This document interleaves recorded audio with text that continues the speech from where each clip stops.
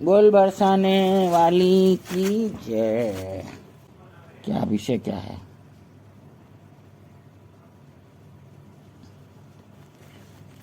बोलो जल्दी।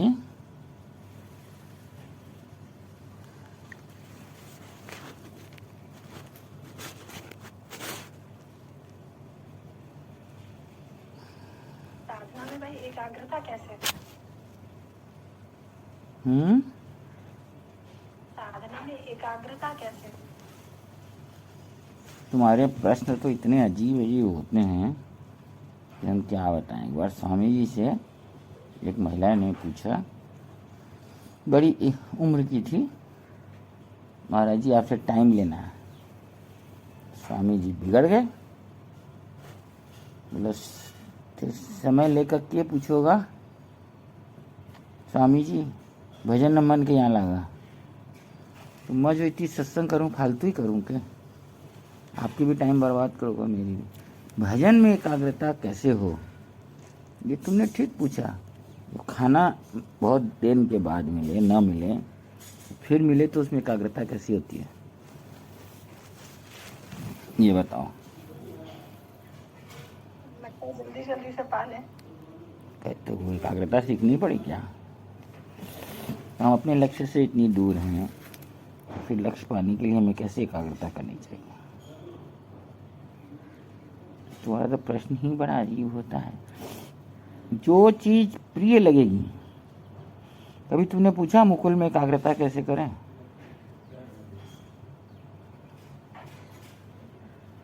पूछा कभी? प्रिया आ जाओ, अभी तुरंत ही आए, इनको खाना खिलाना है। कैसे हुई एकाग्रता?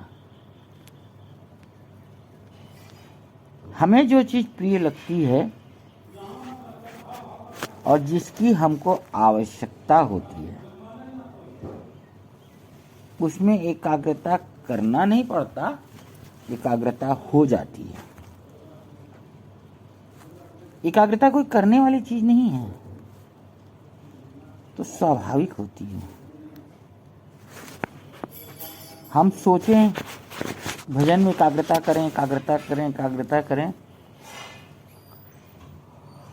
इस जीवन क्या अनेकों जीवन में नहीं होगी, जन्म जन्मांतर में भी कभी नहीं होगी। जब हमें भजन की प्रियता बढ़ेगी, जीवन में आवश्यकता समझ में आएगी, तो एकाग्रता करना नहीं पड़ेगा। इन सत्संग सुधा माला में लिखा है, लोग कहते हैं कि लीला का दर्शन नहीं होता। मैं कहता हूं, एक बार तुम लीला चिंतन करना शुरू तो करो, उसके बाद इतनी लीलाएं तुम्हारे सामने आएंगी कि तुम देख नहीं सकोगे। एकाग्रता करनी नहीं पड़ती है, एकाग्रता हो जाती है। आवश्यकता और प्रियता एकाग्रता को लाते हैं, और एकाग्रता नहीं हो रही है, जिसका अर्थ न तो वो मुझे प्रिय है और न मुझे उसकी आवश्यकता है। आवश्यकता होगी तो प्रियता होगी, भोजन की आवश्यकता होगी तो भोजन में प्रियता हो ही जाएगी। जो चीज हमको अच्छी नहीं लगती वही बन गई घर में। भूख इतनी जोर की लगी है कि हम दूसरा बनाकर खाएं, इसकी समय नहीं है, तो हम उसको खाएंगे कि नहीं खाएंगे? तो सोचेंगे क्या कि ये भोजन तो मुझे प्रिय नहीं है, मैं क्या करूं, नहीं खाती हूँ।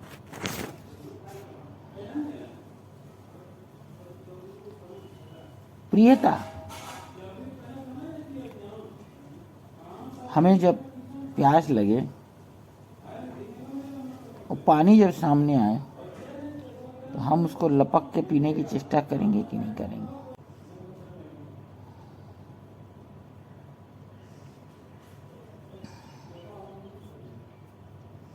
हमने शरीर से प्रियता की है, शरीर ही हमारा लक्ष्य बना हुआ है। हमारे भाई कहते थे, संसार में जब तक मन लगा है तब तक भगवान कैसे मिलेंगे? संसार क्या है? पति पुत्रादि नेत्रों से दृश्यमान जो वस्तु है वो संसार नहीं है। संसार हमारा 3.5 हाथ का शरीर ही है।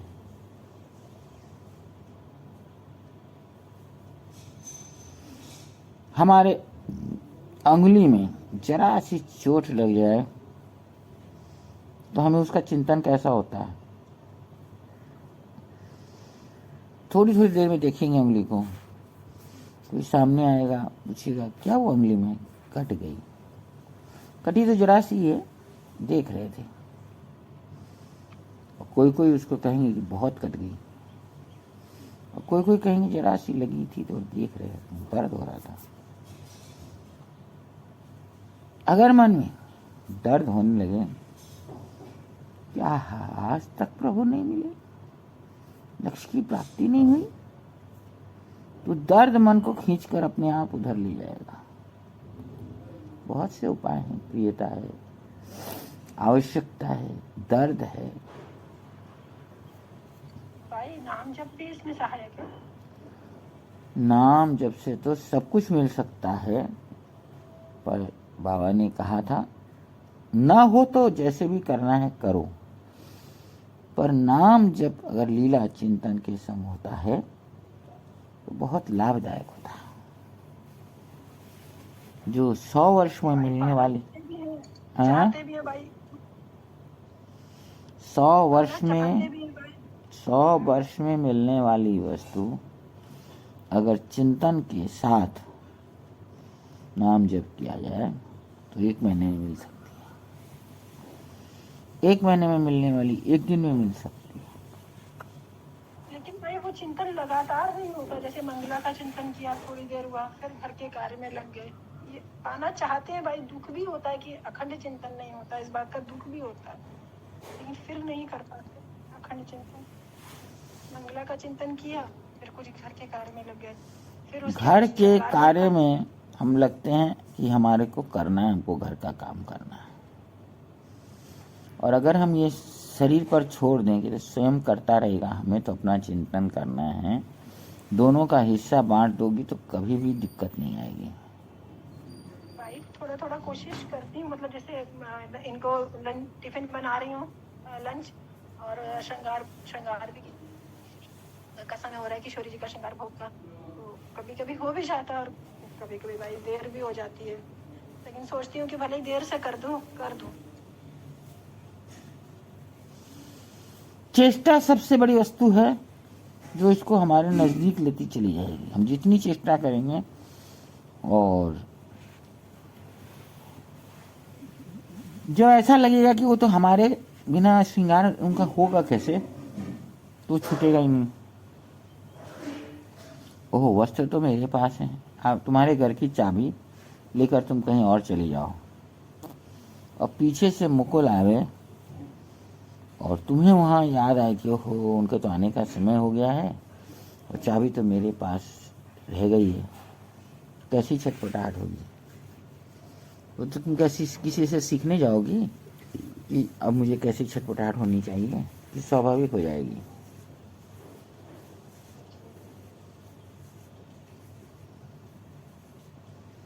चुप क्यों हो गई? जी हाँ भाई। क्यों होगी? एक तो मुकुल में प्रियता है, दूसरा उसको कष्ट न हो ये आभास है। तो जब हम समय समय पर सेवा नहीं करेंगे तो लाडली को, प्रियतम को कष्ट होगा कि नहीं? हाँ भाई, उसमें जैसे 5-10 मिनट ऊपर भी हो जाता है तो मुझे लगता है कि लाडली इंतजार कर रही, मैं कर दूं, छूटे नहीं। ये तो हो जाता है, कभी टाइम पर भी हो जाती है, कभी थोड़ा सा ऊपर भी हो जाती है भाई। देखो प्रिया, भाई कहा करते थे, बात न प्रीति न होए सखी सुन। बातों से प्रीति नहीं होती है, करना पड़ता है, और किया जाएगा इसी शरीर से। हमारा मन जगत नहीं मांगता, हमारे मन को हम जबरदस्ती जगत को दिए हुए हैं। जगत को कभी भी कह दो हम मन से ये काम कर रहे हैं और तुम स्वीकार कर लो, क्या जवाब देगा? वो नहीं मानेगा, उसे चाहिए ही नहीं मन में।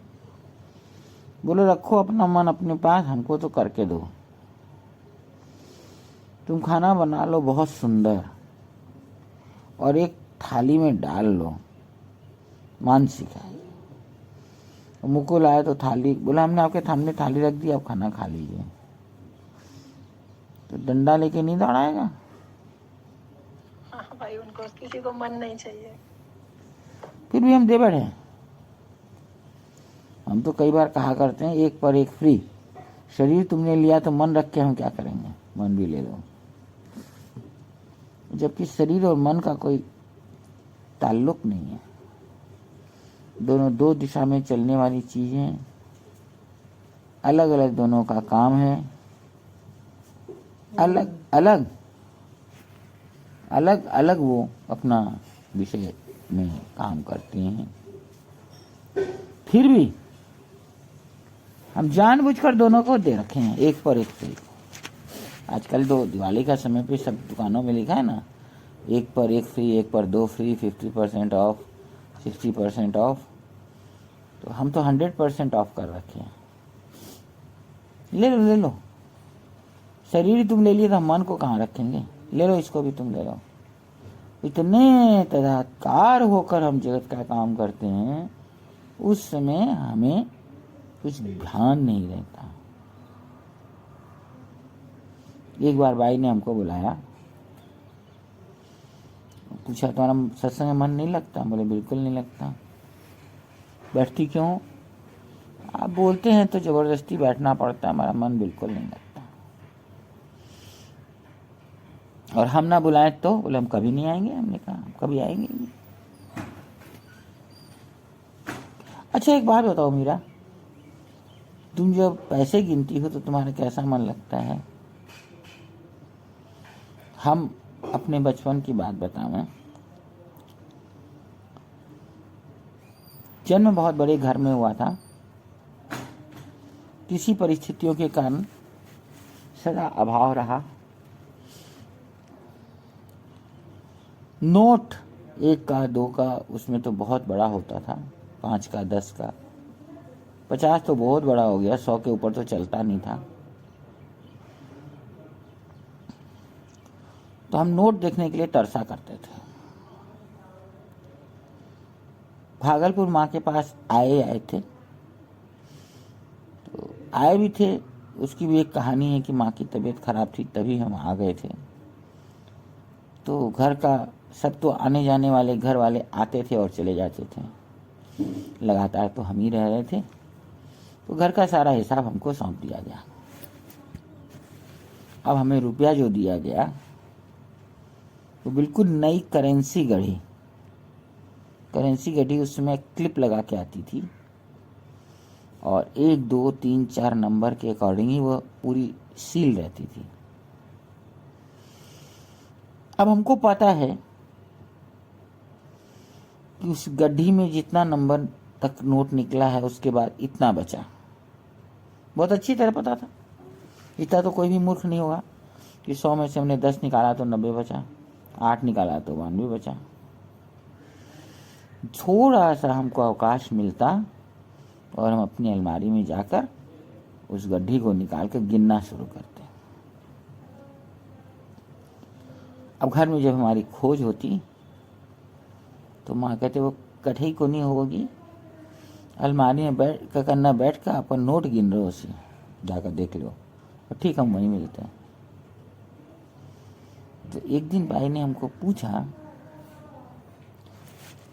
कि मीरा इतना तो तुमको ज्ञान है ना कि अगर उसमें से 10 नोट निकला है तो 90 ही बचा होगा? हाँ भाई है। तो फिर जब अवकाश मिलता है तो उसको बैठकर गिनती क्यों? उनको तो पता है नंबर से उसका। भाई ने कहा ये ज्ञान मुझे नहीं है पर तुम्हें तो है कि जितने नंबर के नोट निकले उसको उससे बचे विशेष उसमें है, फिर तुमको गिनती कैसे हो? तो हमने क्या जवाब दिया पता है? हमने क्या जवाब दिया पता है? हमने कहा भाई हमको जितना नोट दिया गया है सब तो वही गड्ढी वाला है, अब हम गिने तो क्या गिने, नोट तो गिनना भी चाहिए ना। तो हमको पता है कि उसमें इतना ही है, फिर भी हम गिन लेते हैं अपने संतोष के लिए। तो माँ खूब जोर से हंसे। जो चीज माँ बोले न, जो चीज देखेड़ी सुनेड़ी को नहीं रहो ना, वह जब भूत मिल जावा ना, अई आदमियों का प्रति लालायित होकर लटूम जावा। माँ अपनी भाषा में बोले इन्हें नोट देखने की बड़ी शौक थी, अब गड्ढी की गड्ढी ने मिल गई, अब या मजबूरी में गड्ढी छोड़कर बाहर निकल कर काम करा, वही को बस चला तो दिन भर अब गड्ढी लेके ही बैठी हुआ। माँ ने कहा। भाई हंसे, हंसकर हमको पूछे मीरा भाभी जी ठीक कह रहे हैं? हमने कहा भाई आप एक दिन अजमा कर देख लीजिए, बिल्कुल ठीक कह रहा है। हमको दिन में अगर 10 बार 5 मिनट भी समय मिलता है तो हम जाके गड्ढी गिना करते हैं। उम्र रही हमारी 12-13 साल की। तो अब हमें नोट की चाह थी और नोट मिल गया, तो हम किस प्रकार लालायित होकर उसको गिना करते थे ये हम तुमको बता नहीं सकते। लालसा हमें वस्तु की प्राप्ति कराती है। बहुत बार हम सोचते हैं कि प्रभु मेरे चाहने के रूप में आए।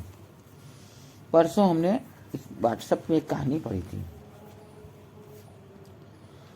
एक आदमी ने यमराज की बड़ी सेवा की, बड़ा भजन किया, तपस्या की, यमराज को प्रसन्न कर लिया।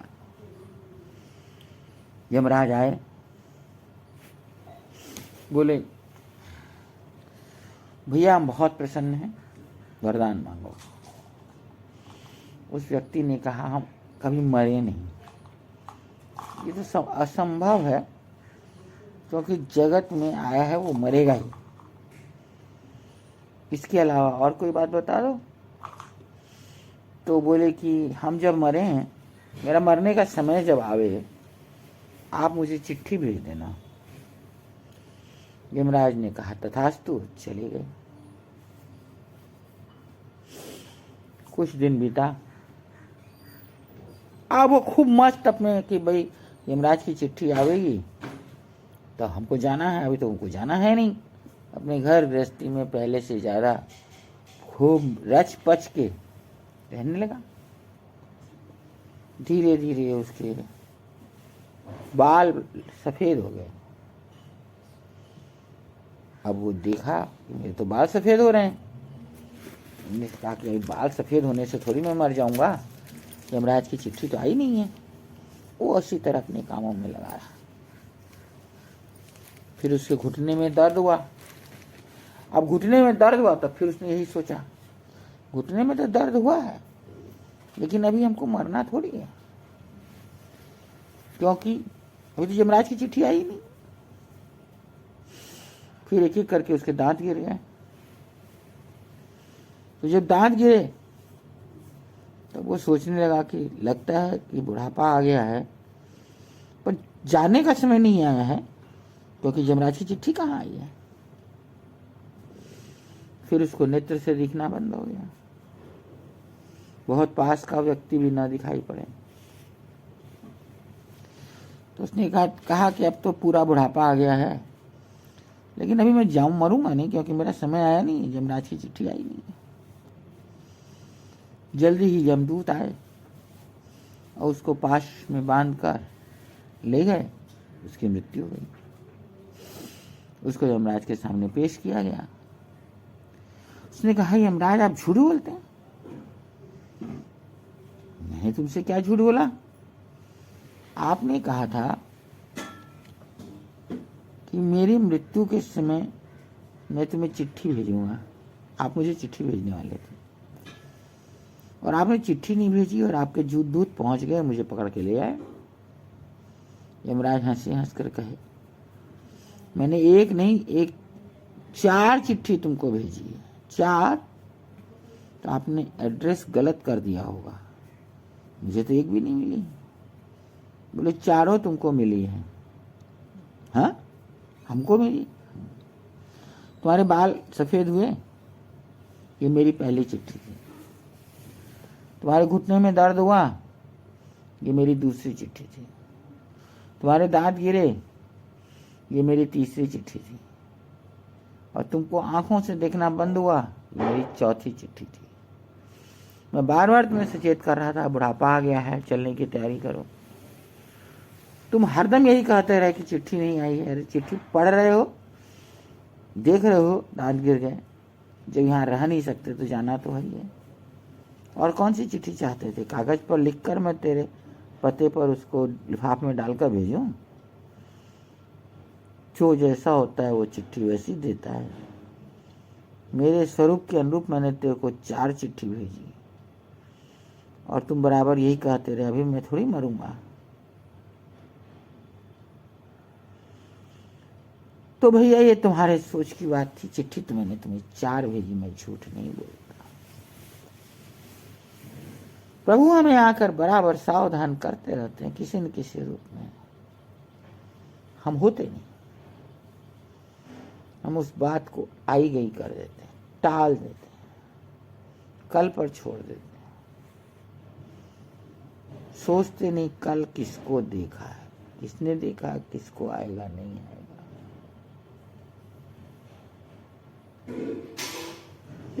इस प्रकार हम अपने जीवन में मस्ती में चले जा रहे हैं। वो मस्ती चाहे प्रभु की हो या जगत की हो, मस्ती तो एक की होगी, जगत की और प्रभु की दोनों की नहीं होगी। हमें प्रभु की उतनी आवश्यकता नहीं है जितनी जगत की, तो हमने अपनी वस्तु जगत को समर्पित कर दी। जगत हमें इतना प्यारा लगा कि हमने उसको अंगीकार कर लिया, और प्रभु हमको याद करने पर याद आते हैं, क्योंकि उनसे मेरा क्या संबंध है। संतों से सुना था कि उनको पाना है, इसलिए हम कुछ साधना करना चाह रहे थे। ना है तो ना है, अपने घर में बैठे। इन सब मनोवृत्तियों को लेकर हमारा जीवन निकले जा रहा है, समय समय बर्बाद हो रही है, हमारा ध्यान उस ओर है ही नहीं।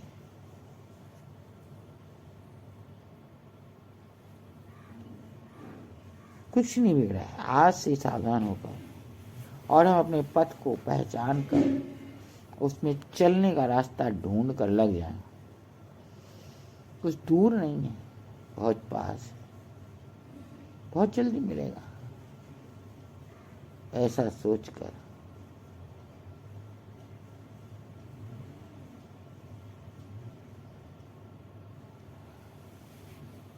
कहने को हम सबको धोखा दे सकते हैं, बड़े खुश हो जाते हैं हमने उसको धोखा दिया, वह पहचान नहीं पाया। हम ये भूल जाते हैं धोखा हमने उसको नहीं दिया, कि हमको अपने आप को दिया।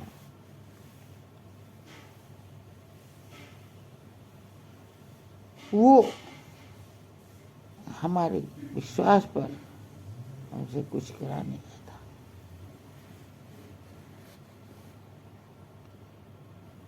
जीवन का एक एक दिन निकल रहा है, बड़ी तेजी से निकल रहा है। गंभीर अध्ययन करें तो हमें हमारे शरीर को देखकर ही समझ में आ जाएगा कि किस गति से निकल रहा है। फिर भी हम सावधान होने की चेष्टा ही नहीं करते। हमें लक्ष्य याद ही नहीं रहता। हम तो सोचते हैं जैसे रोटी मिलती है वैसे भगवान भी मिलेंगे। अब उसके लिए हमें कितने जन्म प्रतीक्षा करनी पड़ेगी पता नहीं है। और इससे अधिक मैं क्या कहूं। इसी में सब कुछ सन्निहित है। बोलो श्री कृष्ण चंद्र भगवान की जय।